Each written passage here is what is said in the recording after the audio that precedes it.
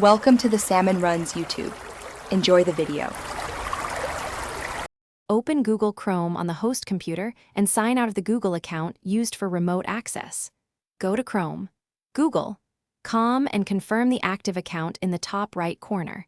Make sure no remote sessions are active before proceeding. If a session is active, end the session from the remote device first. Verify you have physical access to the host computer because you will disable access directly on that machine. Keep your Google account password available if prompted for re-authentication. Open the Chrome Remote Desktop web app at Remote Desktop, Google.com and select Remote Access.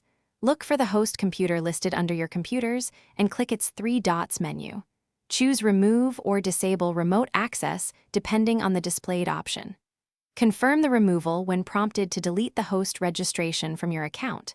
If a toggle labeled Remote Access is visible, switch it off to stop persistent connections immediately. Wait until the web app reports the host as offline. In Chrome, type Chrome//extensions and locate the Chrome Remote Desktop extension.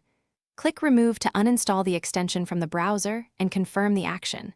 Next, open My Account, Google.com and go to Security, then Manage Third-Party Access. Find and revoke access for Chrome Remote Desktop or any related entries to remove OAuth permissions. If the host prompts to delete saved PINs or local host files, approve deletion to fully remove stored credentials. Restart the host computer to ensure all remote services stop and files unlock.